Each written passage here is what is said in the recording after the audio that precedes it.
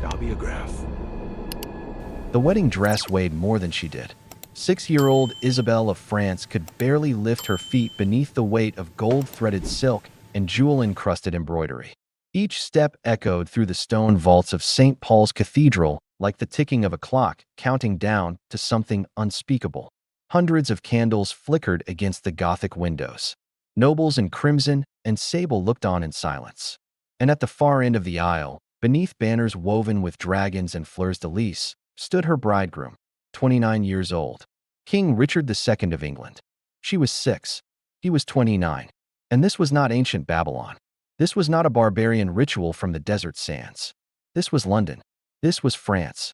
This was the peak of so-called civilization. Will I be allowed to bring my dolls? That was the first question she asked when told she was to be a queen. And they said yes, as long as she obeyed. What I'm about to reveal will shatter everything you think you know about royal history, chivalry, and the fairy tale illusion of medieval nobility. This isn't fiction. This isn't sanitized legend. This is the real story of how one of Europe's youngest princesses was auctioned off in the name of peace, and how no one ever came to save her.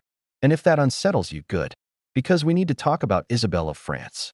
If these stories matter to you, subscribe to Histobiograph 365. We uncover the truths they tried to burn, bury, and forget. Let's go back, not to a castle or a ballroom, but to a palace echoing with screams, and not from childbirth. It's November 9th, 1389. The Louvre Palace in Paris trembles as King Charles VI of France, Isabelle's father, suffers another episode. He believes he's made of glass. He hides in corners, shaking, begging his guards not to touch him. "Please," he whispers, "you'll break me." Servants are forbidden from even brushing his cloak. The King of France, son of kings, heir to Charlemagne, now believes a tap on the shoulder might shatter him into 1,000 glittering shards. And in another wing of the palace, a newborn wails. Queen Isabeau of Bavaria has given birth to another daughter, her fourth. Midwives exchange grim glances, not because the baby is sick, but because she's healthy. Another girl, another pawn. They name her Isabelle, but from her first breath, she is not a daughter. She is currency.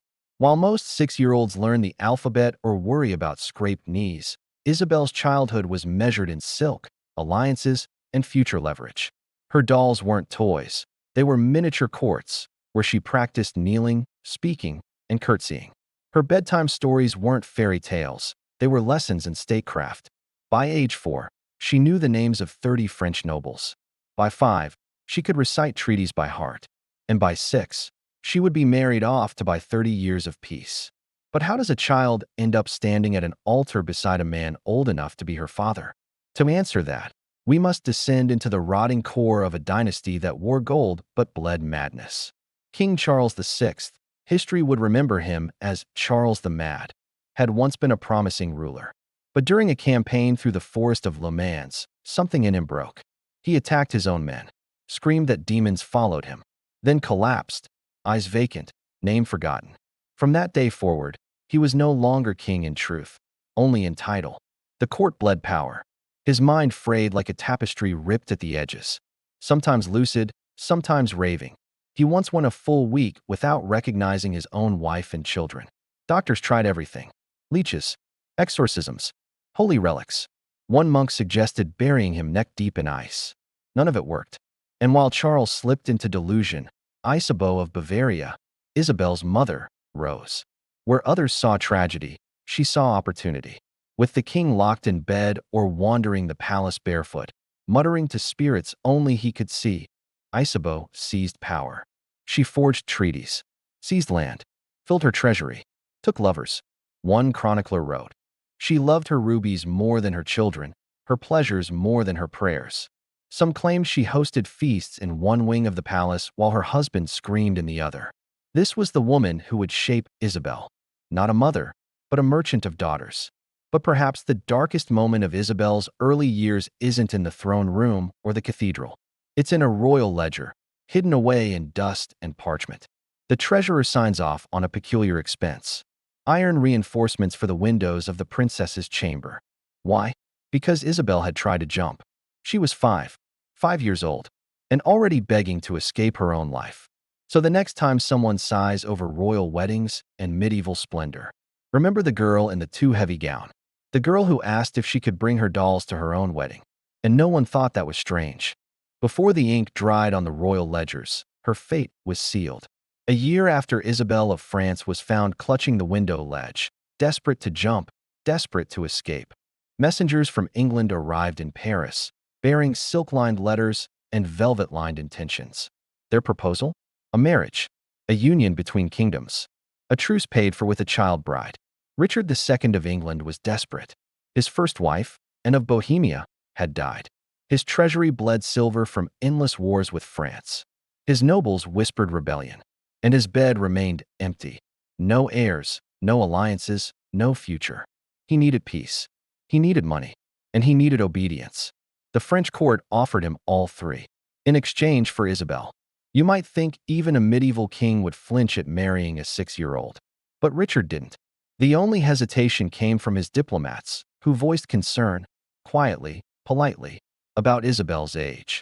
After all, most royal brides were at least 12, old enough to survive childbirth, old enough to bear heirs. But the French court had a chilling counterargument, recorded in preserved negotiations. Take her now, and you may mold her to your liking. She will know only English customs, only your desires. She will become completely yours. Let that sink in. This wasn't just a marriage proposal. It was a state-sanctioned grooming contract, negotiated by men in ermine and gold. The terms were brutal in clarity. France would pay 800,000 livres, 2 years' worth of England's royal revenue. England would return captured French territory. Isabelle would become Queen of England. The marriage would not be consummated until she reached a suitable age. But, this is key, Richard would have all other rights of a husband immediately. Where she lived, who she saw, what she ate, what she wore, whether she spoke French, or was allowed to speak at all. Before the ink dried, Richard wanted proof.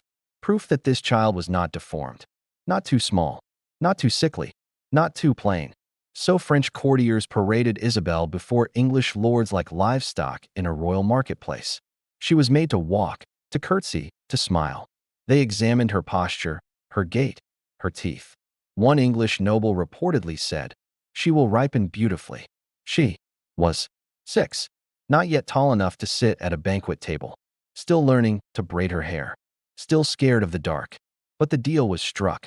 And while court poets wrote of a golden bond between England and France, no one wrote verses for the girl at the center of the bargain, except her governess, who left behind a letter, now hidden in a provincial archive.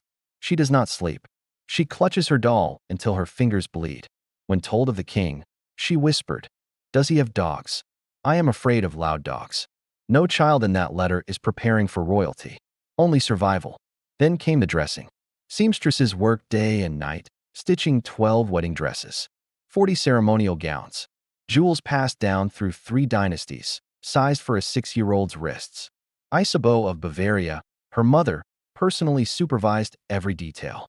Not once did she ask her daughter how she felt, but she did demand poets compose verses praising her wisdom, the queen who sold peace and secured wealth through a girl, not a mother, a merchant. And Isabelle? The perfect product. On the day of departure, a final audience was held in the Louvre.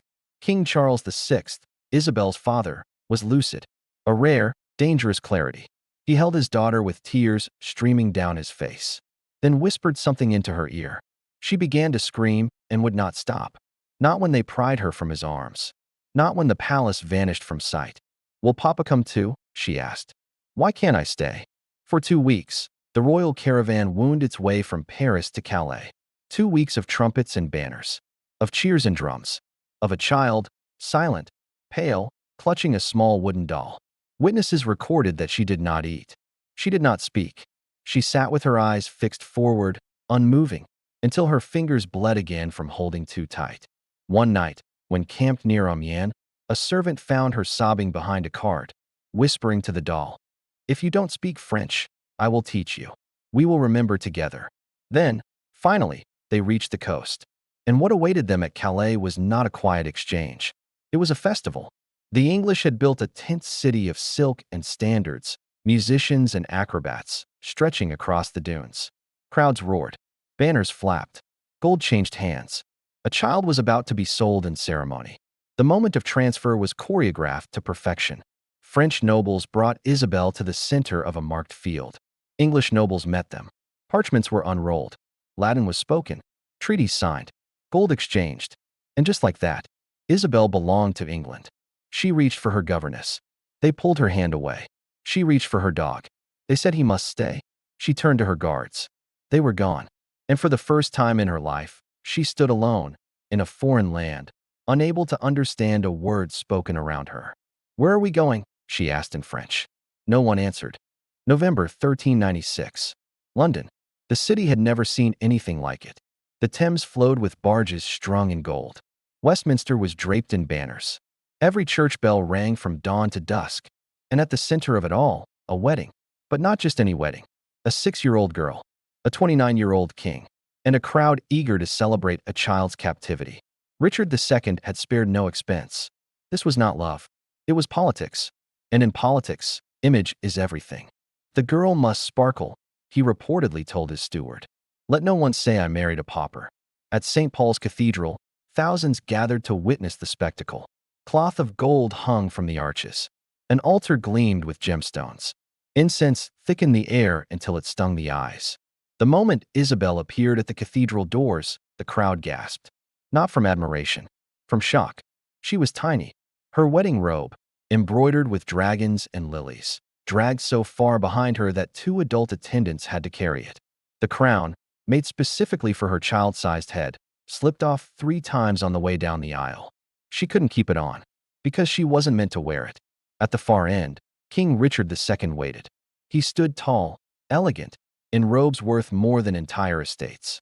He looked calm, collected, until you saw his hands, twitching, clenched, damp with sweat. But he wasn't nervous about marrying a child. He was nervous about the politics. Would the French pay the full dowry? Would his enemies stop whispering? Would this child queen buy him time to crush rebellion? He never asked, "Should I do this?" Only, "Will it work?" The ceremony began. The Archbishop of Canterbury had to kneel to reach Isabelle's height. He spoke the vows slowly, solemnly. Isabelle stared ahead, frozen. When asked if she consented, she said nothing. The English lady beside her leaned in, whispering, "Say I will." And she repeated it, "I will." 2 words, barely a whisper, and the sound of a soul being sentenced. The ring, though custom forged, still had to be forced onto her tiny finger. Witnesses said she flinched. She whimpered. No one stopped. No one blinked. The kiss of peace, traditionally on the lips, was mercifully moved to her forehead. It was the only kindness in a ceremony built on cruelty. And then, the bells rang. Coins flew into the air. Nobles cheered.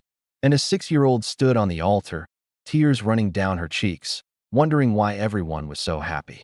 That night, Westminster Hall blazed with a wedding feast that could have fed 10 villages. Swans stuffed with peacocks, boars' heads in gold leaf, wines from Aquitaine, musicians, jesters, acrobats. Isabelle was seated beside the king at the high table, in a specially made chair to raise her to adult height. She didn't eat. The Archbishop of York later wrote, "The child looked not alive, but placed there, her gaze fixed upon the wall, her hands unmoving, a doll with breath." But the real horror had not yet begun, because medieval weddings didn't end with dancing. They ended with the bedding ceremony. In theory, it was symbolic. The bride would be undressed by her ladies, blessed by priests, and laid in bed. The groom would enter, the curtains drawn. Marriage complete. Isabelle was 6. Still, they followed tradition. They modified it, but only slightly. She was placed in bed, clutching the doll they allowed her to keep. In her linen shift, eyes wide open, Richard entered in his nightclothes. Courtiers watched. He climbed into bed. The curtains were drawn. The audience left. And for the first time, she was alone with her husband. What happened that night? We don't know. Richard swore the marriage was not consummated, and there's no hard evidence to contradict him. But we do know what came after. The next morning, Isabelle's ladies found her curled in a corner of the massive bed. She would not move, would not speak. For 3 days, she was silent. When she finally did speak, her first words were in French. "When can I go home?" The answer, though no one said it, was never. And here comes the first twist. Because despite this monstrous beginning, Richard began to change. He ordered Isabel's own household be established at Windsor Castle. He imported French-speaking attendants.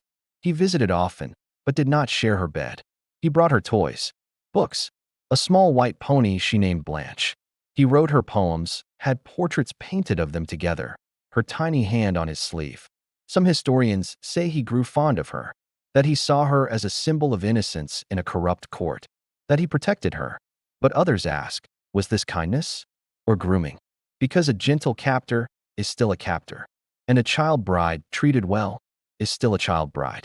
Behind the palace walls, Isabelle still cried at night, still played with dolls, still whispered to the walls in French so she wouldn't forget the sound. And the English court? They smiled. They nodded. They applauded. They had their peace. They had their queen. And no one saw a child. 1399. 3 years after the wedding of a child to a king, the peace it promised shattered. Richard II, once regal, poetic, controlled, was unraveling. He ruled without parliament, exiled or executed enemies, spent what little remained of his treasury on vanity projects. And worst of all, he seized the lands of Henry Bolingbroke, the Duke of Lancaster. It was a fatal mistake. Henry returned, not with letters, but with an army. And within weeks, Richard was deposed. For Isabelle, the fall came overnight. One morning, she was Queen of England. That night, she was a political orphan. Richard was taken in chains to Pontefract Castle. She wasn't allowed to see him, wasn't told where he was going, wasn't told if he'd live or die. The last time she saw him, she screamed his name as guards dragged him past her. He didn't look back. Then silence, and then rumors that he was dead, starved, beaten, murdered by axe. The official records are clean, but unofficial whispers say something else. That he died slowly, in the dark, knowing the child he'd once called his little queen had no idea where he was. And Isabelle? She was 10 years old. No father in England. No mother beside her. No husband. No title. No protection. She wasn't sent home, because sending her home meant returning the dowry money. Money long gone. So instead, she became a guest of the new regime. An honored guest, they called it. But she was a prisoner. Her new warden? Henry IV, the man who took Richard's crown and now held Richard's widow.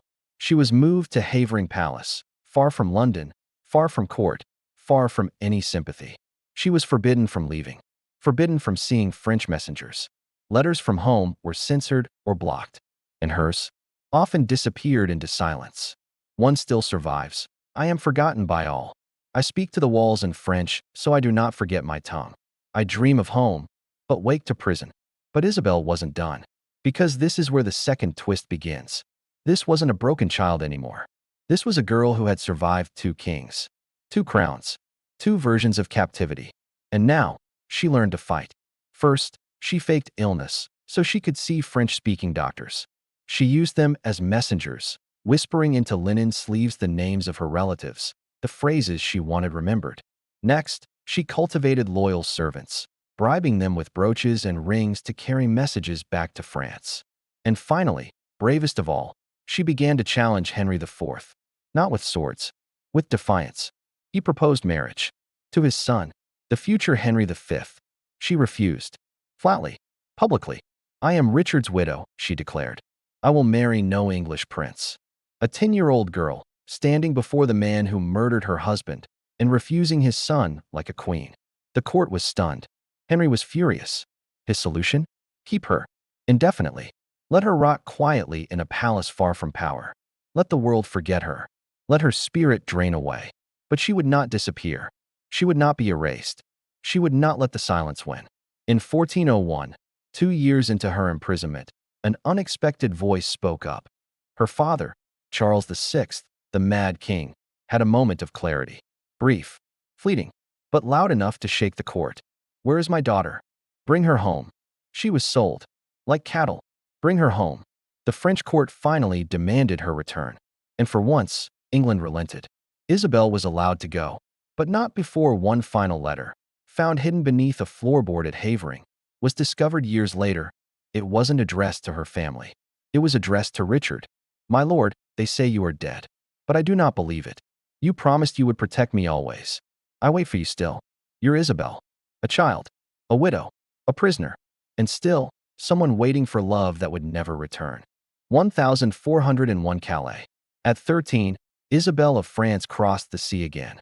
But this time, there were no musicians, no banners, no cheers, just a pale, silent girl, watching the waves, gripping the railing with raw fingers, whispering into the wind, "Home. I'm going home." But home had changed. Paris had become a battlefield. The Mad King, her father, was now a puppet. The court split between Armagnacs and Burgundians, locked in civil war. The queen, Isabeau of Bavaria, her mother, no longer wore sorrow. She wore power. And when Isabelle stepped back into the Louvre, she was not greeted as a daughter. She was inspected. Thin, Isabeau reportedly said. Quiet. No longer useful for strong alliance. We'll need to repackage her. She wasn't a child returning. She was a product being reevaluated. But there was one thing Isabelle had left. One thing they couldn't repackage. Her name. In England, they called her Isabella. Now, she asked to be recorded, officially, as Isabelle of Valois. Not queen, not consort, not widow, just Isabelle. For a brief moment, it looked like peace might hold. She was back on French soil. The war hadn't yet reached the gates of Paris. And she was free, technically. But freedom meant little when you had no purpose. And in a royal court, purpose meant marriage. Isabeau began to negotiate again. This time, she had a new plan. A young man, poetic, noble, and politically quiet. Charles, Duke of Orleans. Isabelle met him in the gardens of St. Paul. He recited verses. She recited none. He offered her flowers. She did not touch them. But slowly, painfully, she began to soften. He asked no questions about England. Never called her queen. Never touched her without permission. And then, weeks later, she asked him, "Will you keep my name?" He nodded. In 1406, they were married. This time, she said, "I will," without prompting. There was no towering cathedral, no foreign crowd, no heavy crown, just two teenagers, a garden, and a promise whispered rather than declared. Isabelle was not healed, but she was healing. Charles wrote poems about stars, silence, and survival. She didn't smile often, but when she did, it was real. In 1409, she gave birth to a daughter, Jean of Orleans. And witnesses said something changed. Isabelle laughed. She held her daughter close. She braided her hair. She played again, this time with someone who looked back at her not with power, but with wonder. For the first time in her life, Isabelle had something that wasn't bought, arranged, or politically convenient. She had someone who was truly hers. But joy was not something the world allowed her for long. The birth had been hard. Isabelle's body, malnourished from trauma, weakened from years of silence and isolation, broke. Fever came, then shaking, then breathless nights. Physicians crowded the room. Prayers were said. But in her final moments, Isabelle made one request. "Bring her to me." They laid baby Jean in her arms. And Isabelle whispered something to her. No one heard it. No one recorded it. But witnesses saw her smile as she exhaled. She died on September 13th, 1409. She was 20 years old, married twice, widowed once, imprisoned, forgotten, and finally, a mother for a moment. Her gravestone? It reads, Isabelle of Valois, Queen of England, Duchess of Orleans. But it should read, Isabelle, the girl who survived kings and crowns and died whispering love into her daughter's ear. When Isabelle of France died, the royal chroniclers gave her 3 lines. 3 lines to summarize a life that spanned 2 kingdoms, 2 crowns, 2 marriages, and 14 years of slow, ceremonial destruction. They noted her name, her titles, her funeral. They did not mention her window bars at age 5. They did not mention her doll with blood on its dress. They did not mention the whisper she left with her daughter.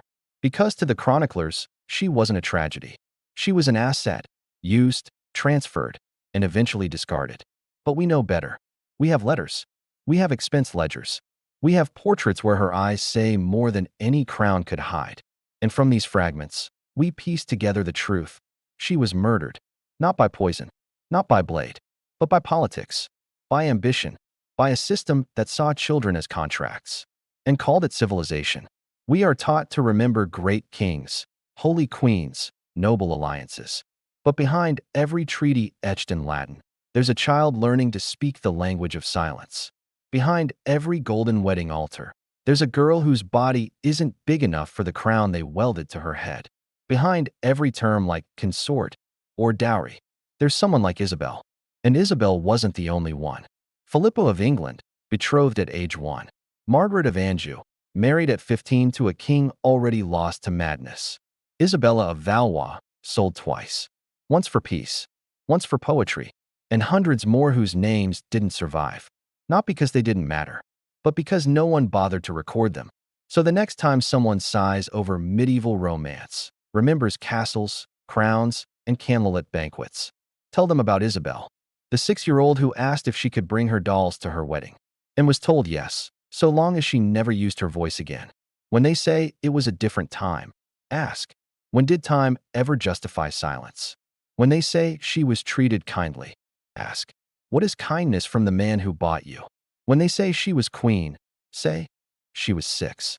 Her gravestone calls her duchess and queen. But we remember her as something far more sacred, a child who should have been protected, a voice that should never have been silenced, a mother who gave her last breath to someone she could finally protect. If Isabel had lived, what might she have become? A poet like her second husband? A reformer? A survivor with stories no one wanted to hear? We'll never know.